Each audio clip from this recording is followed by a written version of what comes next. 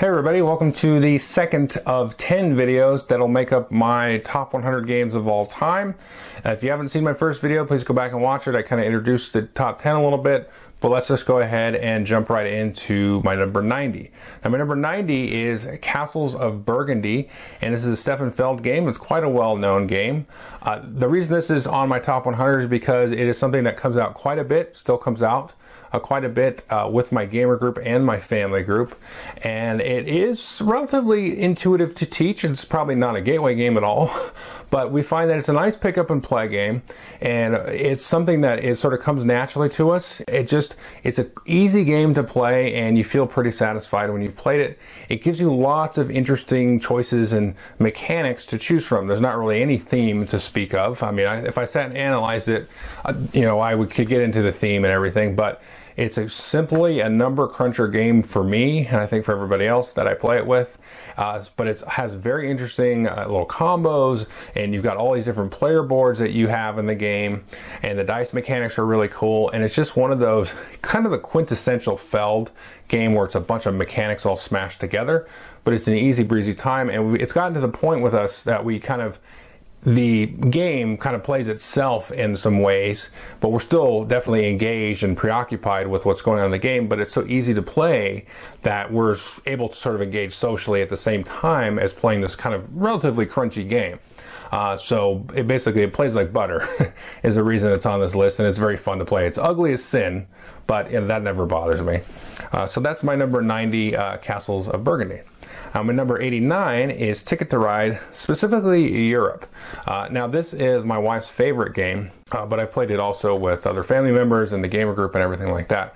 Now particularly we seem to enjoy the Africa map. The Africa map has some cool, interesting mechanics. We also enjoy the India map as well. And also the Switzerland map is another one that we also enjoy. Now we also do enjoy the reason I mentioned Europe specifically, the stations and the tunnels and all that. That kind of adds just that extra little bit above and beyond, the basic American original version, that it keeps it fun. So the basic American original version is kind of too basic, and it's also sort of lucky in terms of like getting your routes blocked like haphazardly, even if somebody does it unintentionally, which is kind of annoying. But this one has enough. You can kind of, you take a hit for using the station, but you can still, get around it, and you didn't like just randomly run into the wrong part of the map or whatever. So this is my number 89, and definitely my wife's number 1. So my number 88 is Rapa Nui, and this is by the designer of Carcassonne. And unfortunately, this is not a game you can easily find at all, especially in the United States. It is kind of a stock game in a way. It's a weird game to explain without actually showing you like all the different mechanics. I have done a review on it, so if you're interested, go watch a review. I actually wrote a review on it as well. This was another one that keeps coming out specifically at the work group, the lunch group. Also, the family has played it, and they also enjoy it. So, again, it's tricky to explain mechanically. You've got a lot of weird mechanics. I'm not even sure how the theme fits at all. But you're like building up a resource engine, and you build up like a tableau of different types of workers, and you've got this sort of stock market thing where you're pulling a worker, and the worker that you reveal underneath is the thing that actually sort of generates the resources. And then you've got sort of a blind pile building where you all kind of build a communal pile of sort of offerings to the gods, and then you're building these big mois and all this stuff. So I can't explain it really, but mechanically it's really cool. The whole it's got this kind of Texas Hold'em flop thing, which I really enjoy in games. You'll probably see that throughout the list. All I gotta say is you gotta go watch my video, because it's very hard to explain like why you should, because the theme is not there. The mechanics are interesting, but that doesn't really tell you much unless I tell you the mechanics, which would be a whole review. And the components and everything are really nice too, but it's really hard to find. But just know that it's on my list, and I'm sorry I can't be more descriptive about why I enjoy it, but again, there's a review out there. Now my number 87 is a Cosmic Encounter. And it's actually a very new game for me. I've only recently started to play this game, but now I have all the expansions. This game, in similar ways to other games, but very differently, to me is very interesting because of the different alien powers. Now, if you're not familiar with Cosmic Encounter, go watch Tom Vassel's review on it probably, and he will kind of tell you why. I think it's his #1 game still. He kind of changes sometimes, but I think his #1 game of all time is usually Cosmic Encounter. The interesting thing about this game, to me, is again how the different alien powers interact. And at this point, there's like hundreds and hundreds and hundreds of different ones. Now, I have played games where it kind of falls flat. Like it's just something like we didn't really understand how to use the powers correctly, or it was just a weird setup, or we played with 7 players one time, which was really, it was fun. I mean, we had actually 6 winners and 1 loser in that game. So you are going to have setups that are just like, that was sucky, you know? But then you're going to have other setups that are very fun and dynamic. Now, balanced with the alien powers are the facts that more than one player can actually win the game. So you've got these kind of weird pseudo alliances, but it's not very freeform. It's sort of on rails with flipping cards from the Destiny deck to sort of dictate who you attack with. And of course you can invite certain people to, you know, come and join you on the alliance and stuff like that. And then you've got a hand of cards that you're playing to add attack bonuses and do different special abilities. So your hand management there is pretty interesting because sometimes you're trying to dump all the cards to redraw, or you're holding like the big 40 or something else, or you're hoping somebody doesn't have like a counter spell or something like that. So the hand management's cool.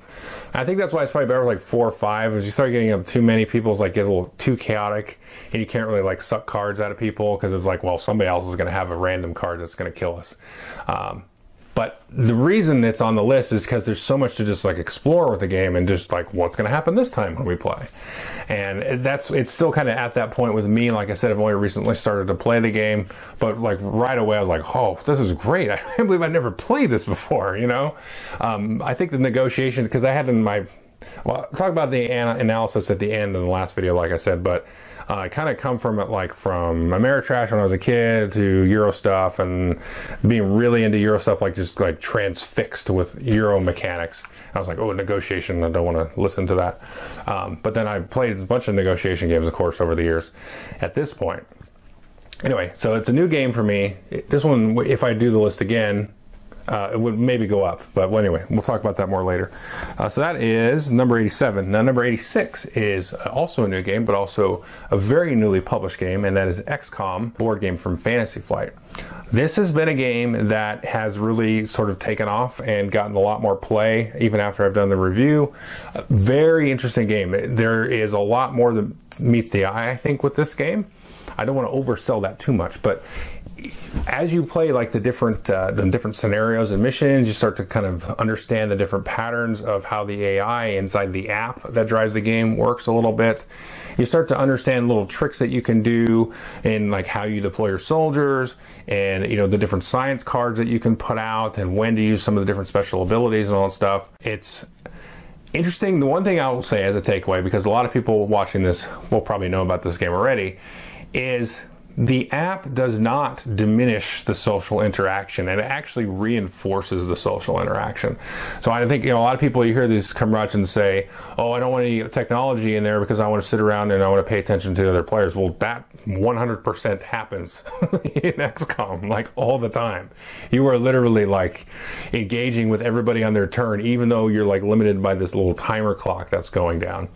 So it's super fun, and it kind of has that like pandemic vibe, like when you first play it, where you're kind of putting out fires here and there, but then it kind of moves beyond that into sort of there's a little bit of a more long game that comes out, and the different scenarios are not completely different, but they do add a little different feel to it. So it's really an achievement, I think, in game design for sure. So number 85 is Forbidden Desert. Now, I had Forbidden Island on my previous 10.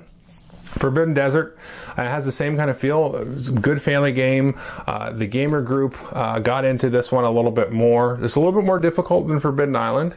It's also a little bit more interesting from a design perspective for me, because Forbidden Island was kind of like based out of that pandemic vibe of, you know, where you kind of reset the cards as you get the water rise or the outbreaks in pandemic. Forbidden Desert has this cool thing where it has a storm moving around the board, like chasing you and covering up and making it difficult to find the treasure. That's awesome. The way that the storm moves around it's just so fascinating to me. It's so visual and interesting. And then the other thing is you're legitimately like searching for a treasure. Now, I don't know that any other games have really done this where you have to line up the axes to find, okay, that's where the treasure is going to be. We get it lined up, you put the treasure there, and then then you look for the other ones. Where some other games where you're like hunting down, like putting together clues to find something, it's sort of really abstract, and you're like flipping over event cards or whatever to find the secret, the mystery. But this one, you're literally, okay, we found this one, now we found this one, we try to deduce it's going to be one of these two tiles probably, so we try to figure it out. And then that's awesome. That's just such an ingenious little mechanic. The storm moving around and then the intersection of finding the different parts to build the ship and fly away. It's super fun, and just it gets you into the theme. And this one to me is like was overlooked in a lot of ways. I don't know, just it was because I think it was the sequel to Forbidden Island, and then it was like, oh, it's another co-op for Matt Leacock, okay. And I know it got a lot of good feedback and everything when it first came out, but I think it's really an achievement in a lot of ways. Did I say achievement twice? I did. I said XCOM was achievement and Forbidden the Desert's achievement. It's really an achievement in design. I think, definitely people should give that a look if they somehow haven't already. So number 84 is Medici. Completely switching gears here. We're back to an auction game, and this is really a pure auction game from Reiner Knizia. And this is my favorite Reiner Knizia auction game. I've also played Raw, Modern Art, High Society, and a bunch of his other auction games. And Merchants of Amsterdam, which was on my list earlier. This one I really enjoy because it's very simple. We played the heck out of this at work and at lunch, and also family and gamer. This is one that is spit across all three of those environments. And it's one of those where it's kind of player-driven economy a little bit. Now, things have an intrinsic worth. There's a certain point where if you were to bid kind of outside the parameters, you probably doesn't make sense why you would do that. It's a cool kind of Texas Hold'em flop thing, so it's kind of like Raw in that way, where you're pulling tiles out of the bag and trying to figure out when to trigger that. But in this, it's kind of all on one player, and they're trying to gauge what it's going to be worth to other players, and some like negotiation and trash talk happening, like stop now, like don't pull anymore, or keep pulling, that'll be really good for no matter what you pull is going to help me. And then it has this kind of shift in scoring that happens in the game, which is really simple but really cool, where you're trying to either score like your whole boat or specific goods as the game moves along into the third round. So it's very simple, and God, one of the most pure auction games, especially from Dr. Knizia. But it has lots of depth and things that you can kind of plumb and get after. And if you're really into auctions, then go after this one. Now, if you're not into auctions, you probably wouldn't like it. But I think this is one that people who are unsure about that maybe could explore. And then it's because it's not really fiddly or anything. It's just straight auction, and you can really go for it on this one and you can be aggressive. And I like to be a big jerk when I bid, or everybody likes to do that. And once you get into that, you get kind of like, oh, how far can I push them? And so it has a lot of those elements as well. So that was number 84, Medici. And now number 83 is Omen, Reign of War. Now, this is from Small Box Games. It might not be a very well-known game. I think it's probably their most well-known game. It's a two-player head-to-head card game. And this is one that you definitely have to give a few plays, and you want to get a buddy. And I've got one person at work, so whenever there's just two of us, sometimes we'll throw this out. And it's good to have somebody that you can play this with several times, because then you can kind of get the pacing of the game. Now, what it is sort of like Greek gods, and you're getting different heroes and things. You're trying to sack these cities, and then sometimes you have battles against each other, and you get treasures. And you try to pull off these feats, which you get like basically a scoring or a point for if you can have like certain configurations of your units and the different cities, or do different things on your turn, like draw a bunch of cards on your turn. You get to flip a feat, which gets you that much closer to victory. Now, the new edition, I'm not sure, because he's always come out with different editions. I've got the latest, like, most up-to-date Omega edition. This is like the third version I've had of it. And he's got some extra, like, Zeus cards and stuff. Some of the stuff I haven't even played with. And they really kind of changed up the game. I feel like they're for better. I've kind of, like, studied them, and I'm like, oh, this could be cool. The thing to know about this game is it can end very quickly. And so you have to be, especially with those feats, because they're not that difficult to pull off. But if you have somebody really like, picking at you and scratching your eyeball, right, and getting in your face and sticking toothpicks in your ears, that's what this game is really like, where you're like, oh, he's going to get that feat, jack, smack him around. And then, you know, you have the battles too that'll happen eventually. So if you have somebody that's just like kind of building their own kind of thing happening, that you kind of like into that, then you just the game will be over and somebody will kick your butt. But if you have two people really going after each other, and then it's really simple mechanics. I love like the whole draw thing where it's like, okay, I'm either going to take a bunch of coins, I'm going to take a bunch of cards at the beginning of my turn, or try to split the difference.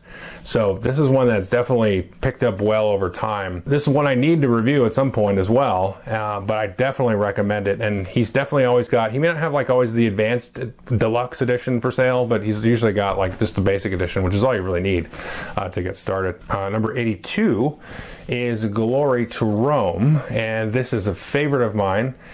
This is a fantastic little game, and I hate the black box edition.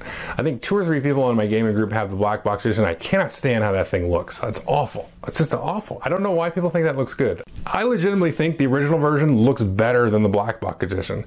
I'm not saying the original edition looks good. I just think it looks better than the black box edition because just everything is like one solid color. That makes it easy to, you know, figure out which resources I'm taking from this big pile that eventually is going to happen in the middle of the table. This is a game that I enjoy. Lots of games of this style will show up without trying to spoil anything. There's a lot of games that have this multiple use card things. That is like, if you want to sucker me into liking your game, it's going to have that in it. And this has that in spades. And this one is very wild in some ways.